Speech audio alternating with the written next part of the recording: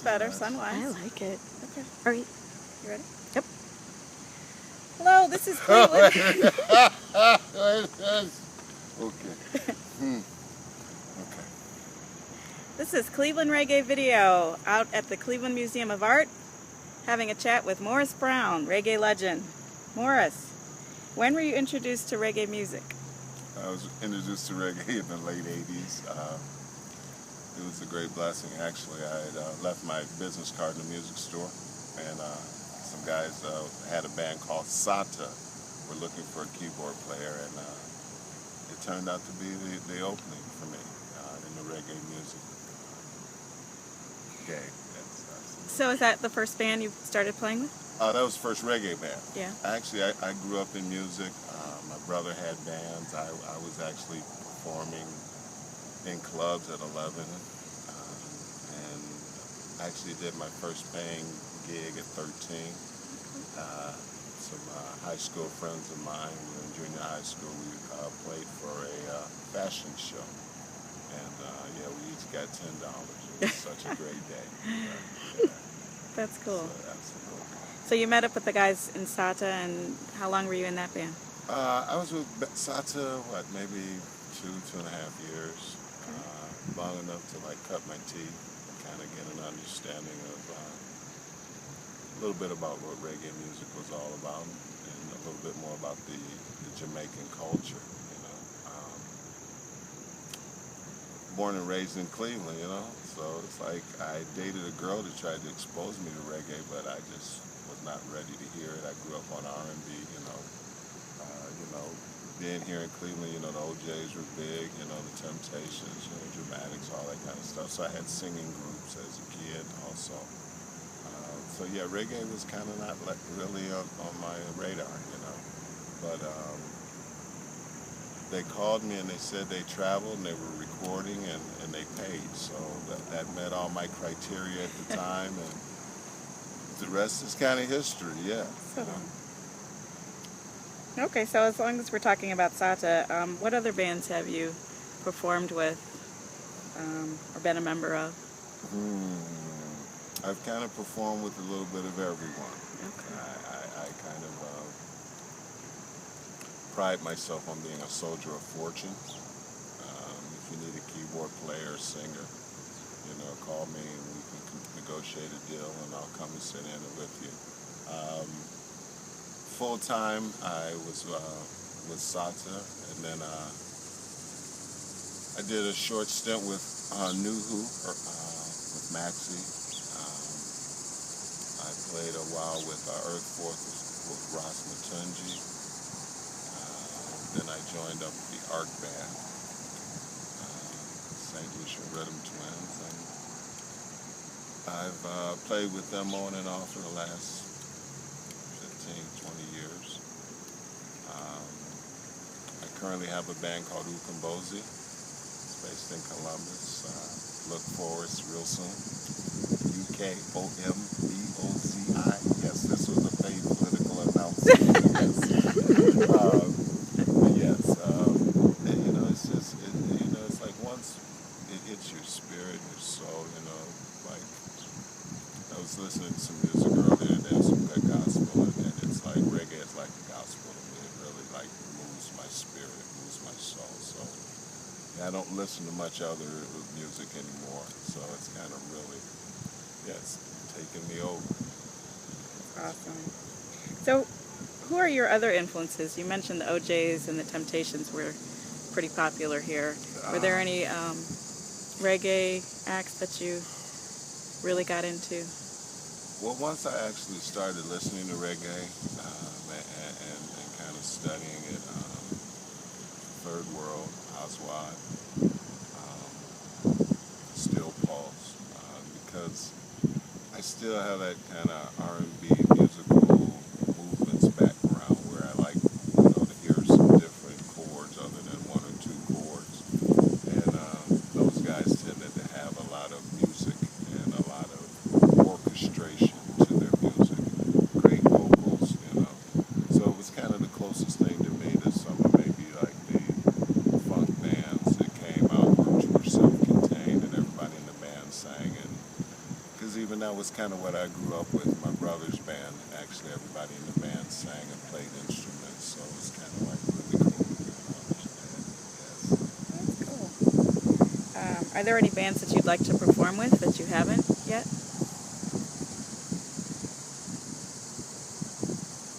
I was just thinking about that the other day because my bucket list is really short.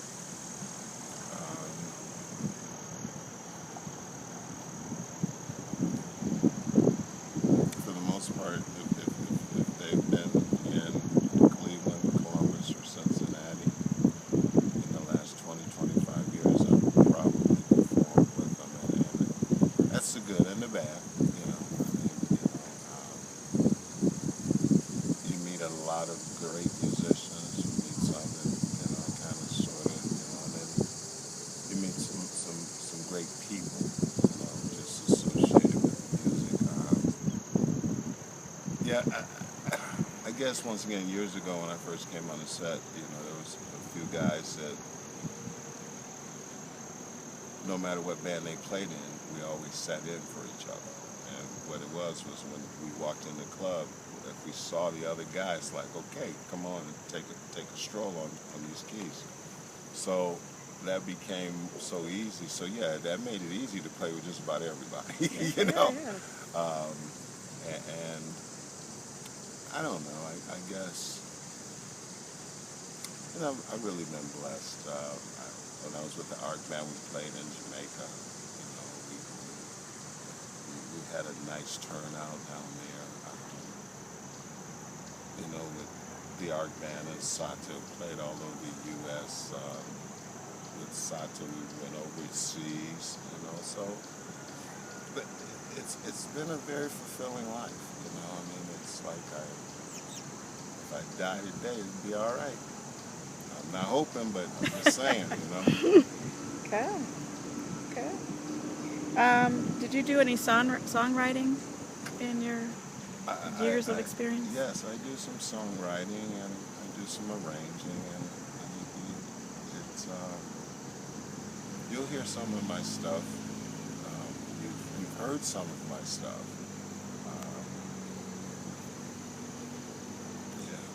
Okay. Yeah, that's one of those really,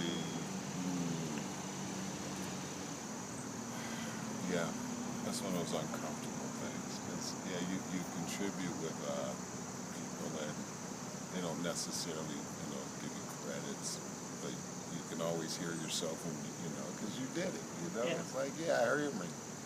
So that's one of the other joys.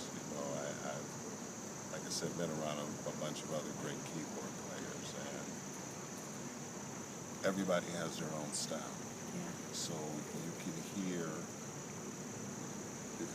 Rasti or Gabu, you can hear Struthers or George, or some of the guys that I've met and known over the years, and so after a while, you know what you did, so it's like, and so it's all good.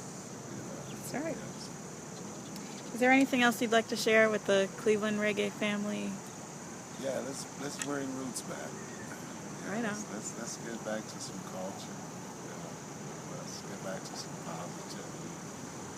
Some rebel music, if necessary. But yeah, it's a lot of people talking, but they're not saying anything.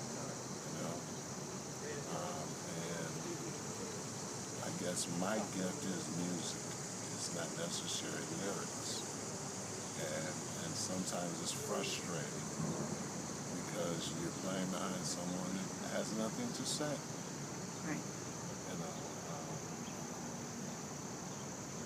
Sex, drugs, and rock and roll, that's a cheap thrill.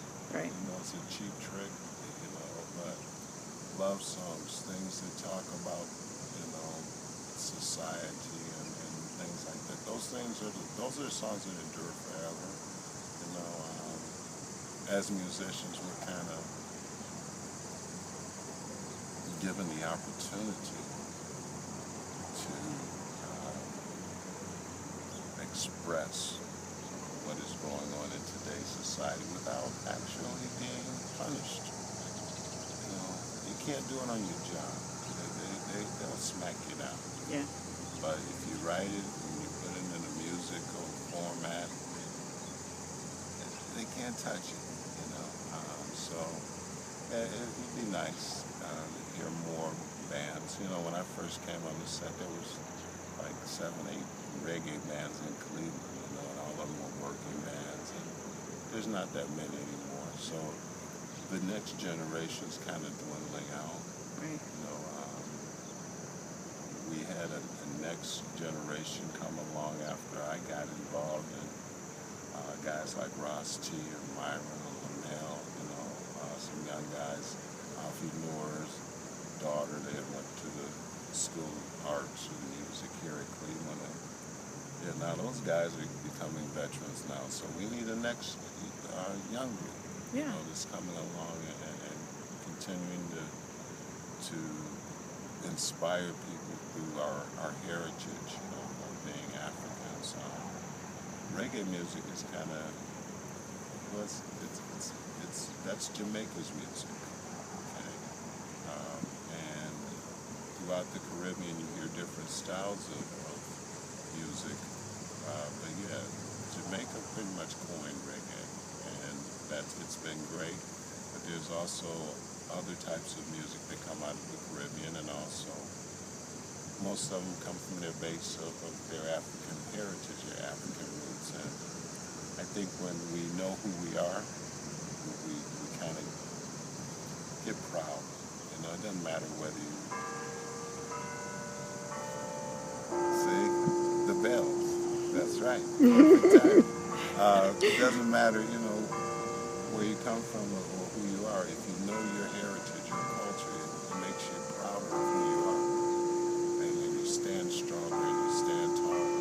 So I just hope and pray that each person take enough time to find out where their family came from, you know, where their ancestry truly came from, and know that, you know, you have something to be proud of.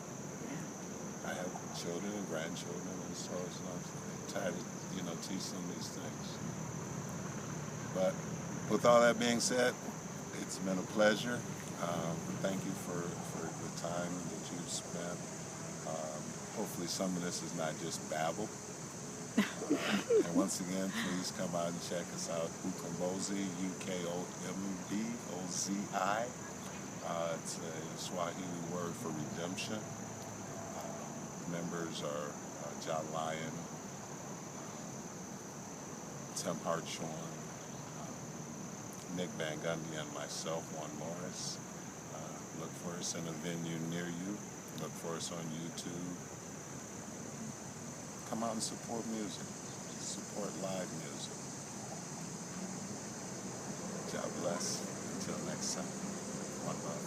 Thank you so much, Morris. My pleasure. Thank you.